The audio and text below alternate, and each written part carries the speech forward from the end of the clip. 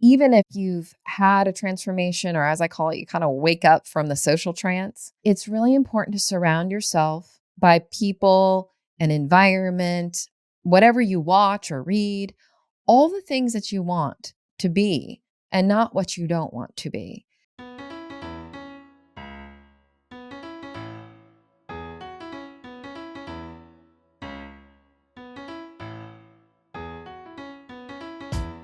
83% of Americans identify as not very happy, which can hold you back and negatively affect your relationships and your business. On this podcast, we discuss the proven steps to happiness so you can restore balance and rekindle your joy.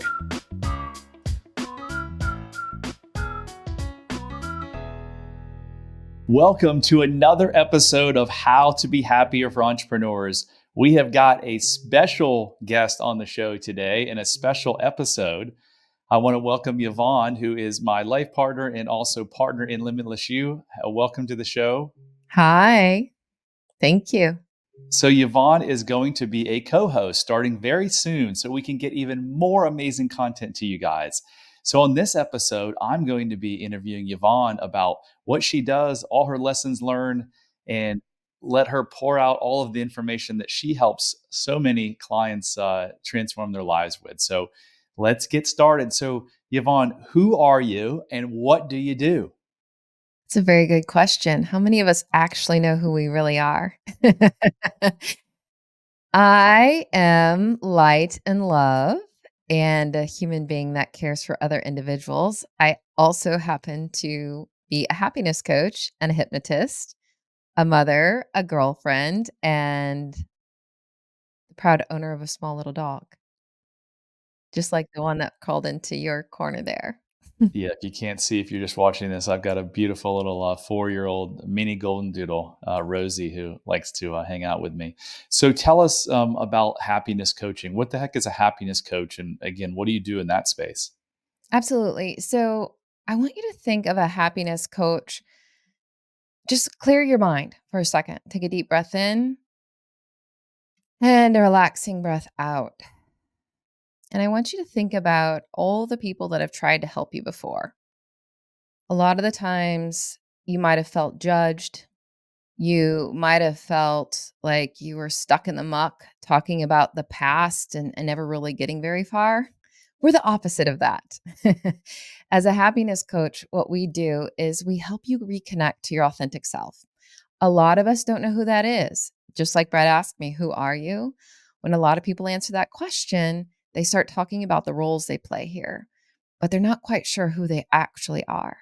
So, as a happiness coach, the only way to true happiness is to connect to your authentic self, to love yourself fully, know that you're enough, and to connect to your purpose, and then live every day from that purpose. So, that's what we help you do. We help you understand how your mind, body, spirit works, right? I always tell people, what's more complicated, a rocket ship or a human being?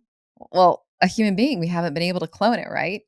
But how many of us have gotten any kind of help or guidance through school or our parents or environment? We know reading, writing, and arithmetic, but we don't actually know how the human being operates and works. So we help you understand how your mind, body, spirit works so that you can be at the seat of the helm and not your subconscious mind, which happens to be probably younger than 10 years old. So we coach you through that. We help you understand how that 10-year-old has been running the show and why they've been running the show the way they have been based upon conditioning in their early childhood. And then we give you back your power to create your dreams. I love what someone told me, I don't know, months ago, that it's like a school bus where the kid is driving the bus and you're in the back, like bouncing around. And this kid is like just swerving all over, hitting shit and running over stuff. Is that a good analogy for so many adults in this world? Yeah, and imagine not only you're in the back of the bus, but you're strapped down and muzzled. You're helpless. You can't do anything about it, but just like be along for the ride and experience it without being able to communicate or understand. So before I ask you exactly how you do it, I want to hear more about the process. What is the downside, if any? Most people, hey, who are you? What do you do? I'm a doctor, I'm a lawyer, I'm a dentist, I'm a truck driver, whatever it is. Is there a downside to identifying with what you do or the role you play? Well, I think it depends on how you identify. Use the word identify. You can be proud of it. You can describe yourself of it, but that's not who you are. And if you identify with that, if that's your identity and where you get your value, if that thing's taken away, then what are you? Usually you're depressed or sad, right? So quite often it's really important to understand the word identify. You can have characteristics, you can be proud, you can strive for things, but your identity comes from the inside. Unless you want to give away your power for your happiness to be taken away, then you can identify with something outside of yourself, which you actually don't control, even though you think you might. Yeah, so Michael Jordan came out many years ago after he quit basketball and said he's like straight up depressed, and I know he was gambling a lot. So yeah, I think his identity was it was just a basketball player, right? It wasn't, as like you were saying, a human being or whatever you want to, your soul, your essence, your light, your love. So you have worked with quite a number of clients here at Limitless You and had some pretty major transformations. What type of when I type isn't the right word. What are these clients coming to you with, and then what exactly are you doing to solve what they're hoping to get out of it? What I would say is that what they're coming to me for runs the gamut. I know you're supposed to say, oh, it's just this one thing or these five things, but really, unhappiness has many faces, whether it's anxiety, bad relationships, stress, depression, like just feeling lost, not sure if you want to be on this planet anymore. I mean, you name it, career problems, a racing mind, um, just not living the life they want. It's everything. So the answer to that is everything. What I do is I tell them I'm their subconscious safari guide, right? So you wouldn't go into a jungle if you know nothing about the jungle alone. If you did, you might not come out, or you might just go in and run right back out. So we're their coach and their subconscious safari guide, their cheerleader, their accountability partner. It's really tailored to their needs. So we have an amazing program. It's 5 weeks. It's not a lifetime. It's not years. It's just 5 weeks. And there are sessions where we do both hypnosis, what's something called memory reconsolidation, which really means like those thoughts, those beliefs that you made up when you were 6 to 10 years old or maybe younger, like you gave them meaning, the best little meaning you could have given them at that age. And we help you see the truth for what it is now, and then you reconsolidate it with a new truth. So you can better understand, recode your past, and then change your present and your future. So what I do is I help them understand how the mind, body, spirit works, how it works in their life, how it's shown up, what untruths. I don't tell them the untruths. They need to find them themselves. So that's where the guide comes in. I guide them through the truth in their subconscious. And then I help them understand and not only get the awareness that they need, both with their conscious and their subconscious, but then take action. Awareness is the first step, but it's not the last one. You have to take action to embody it and believe it. And so we help people manifest what they want in their life and get rid of what they don't want. So, for the person listening that's been going to therapy for decades, like I was, what they're sitting there saying, I still have these issues. What's different about what you do in 5 weeks? You know, it's amazing because I haven't been to therapy for weeks and weeks or years and years, but I have so many clients that have. I even have clients that have written a book about anxiety. I have people that have been hypnotized before. I have people that have done just about everything, plant-based medicine, you name it. What we do is a little different because we want to get to the root of it. And I'm not going to give you the answer. You know, I'll ask you what your magic wand wish is, but I don't give you a magic pill. What I do is I help you find the key that holds you in your emotional prison to unlock yourself. That's what's different. You have to find it alongside with me. I don't tell you. You have to find it, believe it, embrace it, right? And then we get to the root of it. We go back to the root experience and we help you understand what meaning you gave it and why. And then we help like shine a really bright light on why that's no longer relevant. So, what I've been told by my clients is that the therapy they've been in for years, they just kept talking about the problem and trying to like put a band aid on it. And they're always trying to fix the problem. But the problem that manifests, like we say, the problems that you might have on the surface are your subconscious mind. It's its solution to something it perceives as much worse. So for your old Yvonne, it was defensiveness because I didn't want to be judged or made wrong. So I would be very defensive. I would be right. You would be wrong. And in my subconscious mind, that said, okay, you're safe now. You don't have to feel bad because you're being judged. But actually, it's not what I wanted. I didn't want to be right. I wanted to be connected to another human being. I wanted to be connected to a group of human beings. I wanted to be connected to my passion. So, what's different is that we help you see like we're not trying to like mask or band aid your problem. We're trying to help you understand the truth that that problem, some part of you thinks is a solution. And once you have that awareness and you can figure out what it is it thinks it's a solution to, and then you can find the mismatch and realize it's actually not solving what you want to get rid of, it's causing it. That's how we're different. You mentioned that therapy often focuses on the problem. What they like to do also is like counteractive measures. So I've got anxiety. We're going to teach you some breathing exercises. I drink too much. We're going to teach you how to, drive a different route home from the liquor store. How well do counteractive measures work compared to what you do? I'm not omniscient, but what I would say is that for every client that we've worked with, they don't work on their own.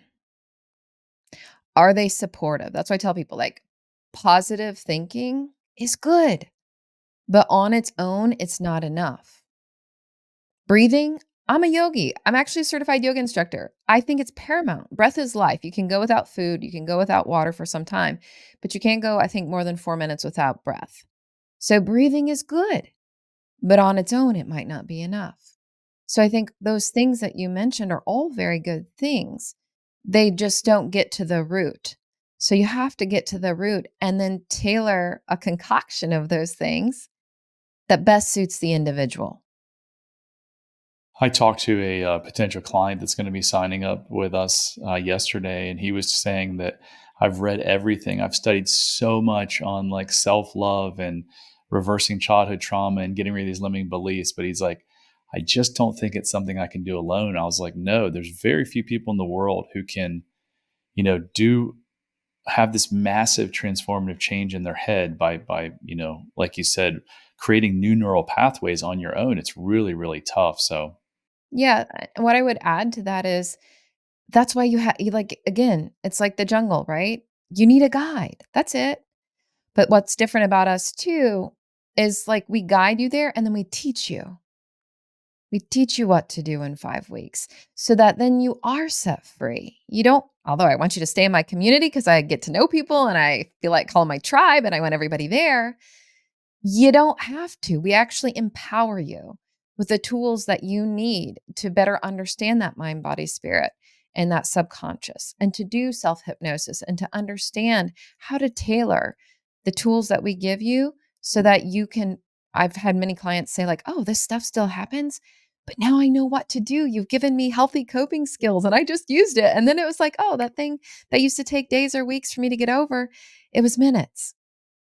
yeah, you give them the tools so that no matter what they face the rest of their life, they have a toolkit that they can reach in and grab the tool, right? Unlike, traditional therapy where it's like, hey, come here on Wednesday mornings at 11 and let's talk about this week after week after week after week. So The one thing I would also add that you mentioned is even if, people don't work with us at Limitless You, doing it on your own is not really how human beings are wired or designed.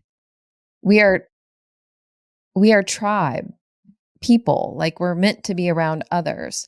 So even if you've had a transformation or as I call it, you kind of wake up from the social trance, it's really important to surround yourself by people, an environment, whatever you watch or read, all the things that you want to be and not what you don't want to be. So that's why we have a 5-week program. It's a hybrid program of one-on-one and group. And like I called it before, my tribe, we have a tribe. We just had an amazing session today where we celebrate each other and we give each other advice. And the more you surround yourself in communities and environments like that, the better it'll be. Because who was it? Napoleon Hill, didn't he say you're the average of the 5 people you surround yourself with? The same applies to your life journey. So learn to surround yourself by people that are in that similar mindset or that similar journey and get rid of the garbage. Get rid of the horror movies or the drama movies or the news or anything that your life can sustain getting rid of that's negative. Cut it out because that energy impacts your energy inside. So you're a happiness coach. Is that what you wanted to be when you were growing up? It's interesting. I don't really remember as a child what I wanted to be when I grew up. In high school, though, after like going through always being evaluated against others or do I have straight A's or not or whatever, I developed a passion for wanting to be a lawyer. I thought I was going to debate. But when I took those interest inventory tests back in the day, they used to have those things. I was supposed to be a social worker according to that. But I thought, oh, based upon what I've been taught and brought up with, like my passion to help people would die with, college debt and eating ramen noodles every night. So there were ramen. I'm not talking about the fancy ramen restaurants. I'm talking about like the 25-cent ramen noodle packet you put in hot water. So I was told, go into business school to make money. And so that's what I did. And it took me 25 years of the universe and my inner self and like experiences along my path to wake me up. So I was just telling our tribe today, I can't remember the gentleman that said it, but he's like, the obstacles in your path are the path, right? So stop spending your energy trying to go around them or over them. You have to learn from them, bring them in close. What are they trying to teach you? Because until you do, they're just going to keep getting set there. And so it took me 25 years to figure out what I wanted to be truly, and then to make it happen. So tell us more about your story. Like, how did you get here? How are you on this podcast teaching people how to become happier? How long do we have? So what I would say is that I knew pretty early that I was doing something that I didn't want to do, right? I got into a career and I said, "Oh, I'm going to do this for 2 years and then I'm going to figure out something else." And then all along the way, my friends would always joke, "Okay, what do you want to be this year?" Like, "Oh, I want to be an architect," or "Oh, I want to be an interior designer," or "Oh, I want to be a psychologist," or "Oh," but it was never really what I was doing. But I felt trapped by the fear of the unknown. Could I make enough money? Could I support my family? Is it safe? Can I do it? Am I capable? Um, so the universe had to send me some pretty strong messages, and it got me into a bad marriage and shook my world and showed me that I am not in control. And no matter how good of a planner I am, I I don't get to decide everything. And so the divorce led me to yoga and meditation. And then yoga and meditation led me to deeper internal work. And then manifesting. And then from manifesting, I found you. And I also found a life coach that shook me out of my own comfort zone. And then through hypnosis, just like we do with our clients, I learned to let go of the fear of the unknown because all the reasons my little Yvonne mind had for fearing the unknown were false. And I actually had more reason to believe I would be successful than I wouldn't. And once I unlocked myself, right? You didn't give me the answer. You were going to try and help me not go to Starbucks and drink as much wine. Right? But there's 3 types of change: instant, retroactive, and cumulative. And what happened, mine was like cumulative, just over a few months, right? The bad habits started to fall away. And so what happened is I stopped distracting myself from who I am and who I wanted to be and the world. And I started to tune in, right? Because that's what drinking, drugs, binge watching TV, any kind of addiction, it's all just a coping mechanism to distract you from your emotions. But a wise person once told me, bring your emotions close. They're trying to communicate something to you. So don't fear them. And if you have something in your body, it doesn't feel right, or emotions, it's just your body doesn't speak English, right? Your spirit and your body speak to you through emotions and through sensations. And so I tuned into those. And then I decided, you know what? I'm going to let go of the fear of the unknown. And I took a big leap. And here I am.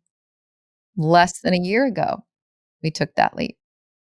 So you've probably learned a lot of things over these last year or two, because I know you started studying under some of the best people in the world in this space before you started actually formally coaching.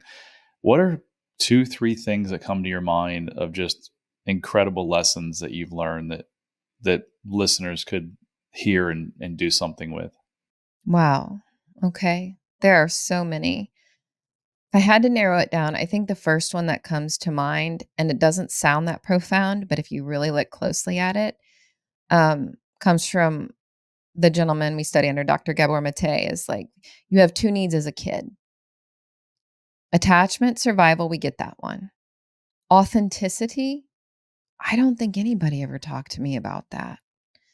Right. So most of the time, the reason you have addictions, or you're self-medicating, or you're stuck in a career and you don't think you can get out of it, or you're stuck in a relationship and you don't think you can get out of it, is because you don't know who you authentically are. And once I realized, like, wow, you don't even have to have big T trauma in your childhood to be extremely limited as an adult by. What's big T trauma? So when people hear the word trauma, sometimes like, I didn't have any childhood trauma. My childhood was great. That's how I was when you asked me. Right? Big T trauma you can think of as rape or violence, abuse, drug addiction, parents, being really volatile. Like, think of it as like physical harm, or things that, everybody would recognize, like, oh man, you've been through something. Little T trauma is things just like you being compared to a friend in school all the time and your parents not thinking you're enough. Little T trauma could be they just didn't show up for your games. Little T trauma could be like they just did what they were taught. Manage your kids, spank them if they're bad, ground them, put them in timeout. Those things are just what we think as normal, at least several years ago, because that's what all the books were telling us to do. But they can have big effects on you feeling like you can't be your authentic self, which then would lead you to settle to be in a relationship that's abusive or that's not best for you, or make you fearful of being on stage or public speaking, or make you constantly try and make more money because maybe if you made more money, you'd be safe and you'd be enough in somebody's eyes. I think that would be the number one thing I would share first off. And when it comes to Gabor, why can't people in attachment and authenticity, why do people struggle with being authentic? As children or as adults or both? Well, as children, they think it's kind of cute. Maybe in kindergarten, they ask you what you want to be when you grow up and you draw a picture. And then that's it.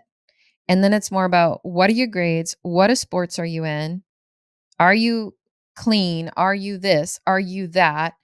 Don't do this. Don't do that. It's always don't. Not always for everybody, but the grand majority, right? I think to answer your question, we're not taught to live ourselves authentically. We're taught to like fit into some parameters, right? And if you want to add your religious upbringing to the mix, depending on your faith, that adds even more judgment and more barriers. So the intentions are good, right? Your faith just wants you to be strong and happy and healthy. Your parents just want you to be safe, usually. If they're if they love you. There are parents that are suffering quite a bit and they don't know better.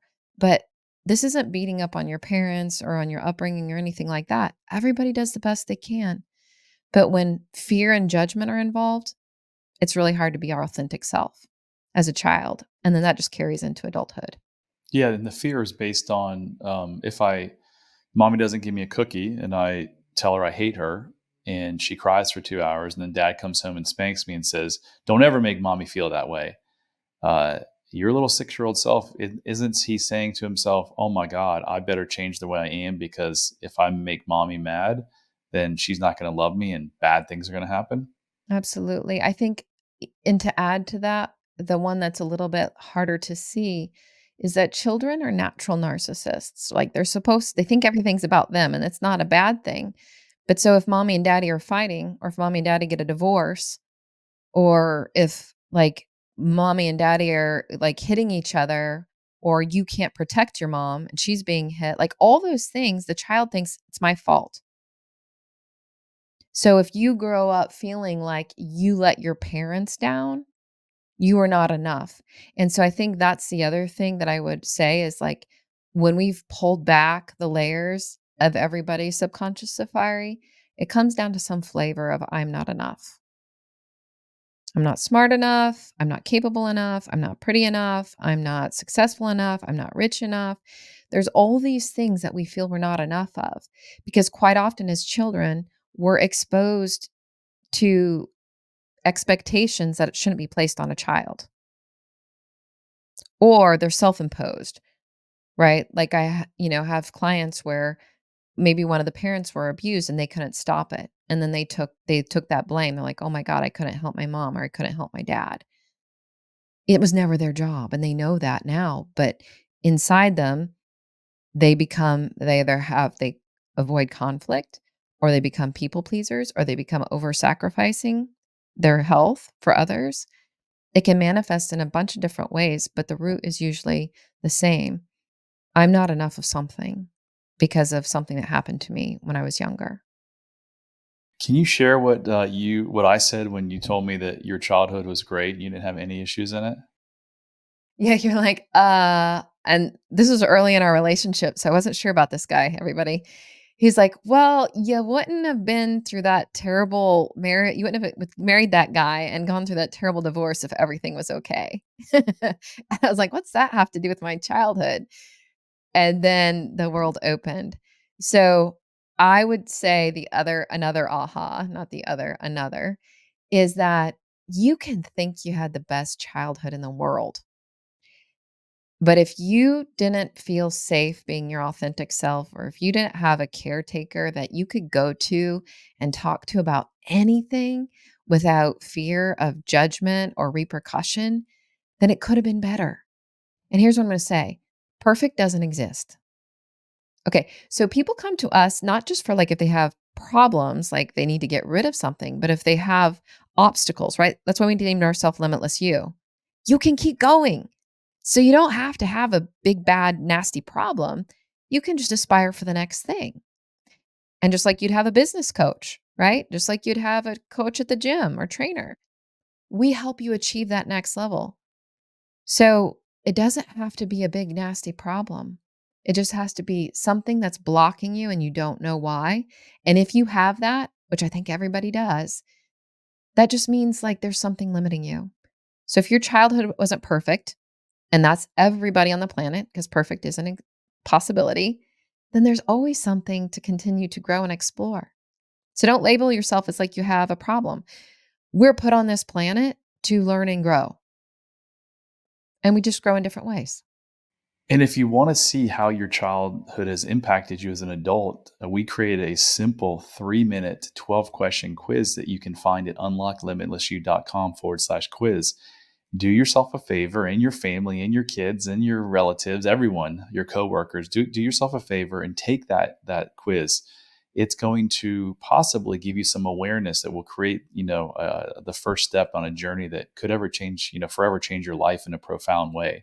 If you lack my shirt, for those of you can see it says love yourself. For those of you that lack self-love, I can assure you that every area of your life is negatively impacted. And once you go from lack of self-love, and we test all of our clients, from beginning to end, almost all of them go from lack of self-love or mild self-love to extreme self-love. And when that happens, your life can change in ways that you probably can't even imagine. It's pretty special. So, Yvonne, as we wrap up, is there any other lessons or anything that I didn't ask that you think would be really helpful for the audience to know? Sure, let me leave you with this. I would say I would say if you want to track the energy that you want in your life, You can think of it as like Einstein's E equals MC squared, only we're going to change the formula a little bit. M is mindful thinking, raised to the power of compassion and curiosity. So you've heard that quote, perhaps, everything happens for you, not to you. Tony Robbins made it famous. I think a million other people have said it. And maybe you don't quite understand it, or maybe you don't believe it. I want you to pause and get curious. First, be compassionate for yourself. And remember, we're all just little people in our subconscious mind. That's just a little child back there. And it's running the show. By the time you're 35, 95% of what you say, do, think, behave is run by your subconscious. So have compassion. If you beat yourself up, that's not going to help. Don't judge yourself and don't judge others. Everybody's doing the best they can with what they've been taught. And then the second thing is curiosity. Ask yourself, if you're running into a problem, you have a sensation, you have a bad health, you have a bad coping mechanism. Why is that happening for you? What is it trying to teach you? Rather than trying to shove your emotions down or distract yourself with them, bring them in closer, hold them close, almost like a little child, because it's just your mind and your body trying to communicate to you to help you grow. So just get curious. All right. Thank you, Yvonne. That was awesome. And that concludes another episode of How to Be Happier for Entrepreneurs. Remember, we are on a mission to help 1 million people radically change their lives by getting rid of these self-limiting beliefs that were formed many, many years ago. So we can't do it alone. We need your help. So if you like this content, please like it, please share it, please rate it, please review it, whatever you can to get the word out. We'd greatly appreciate it. And until next time, love heals all. Bye-bye. Hit subscribe if you don't want to miss out on more life-changing content. And if you're struggling, you don't have to. Go to bradchandler.com/contact. There, you can join the Facebook community of like-minded entrepreneurs, and you'll see a button to schedule your freedom and happiness call. See you on the next episode.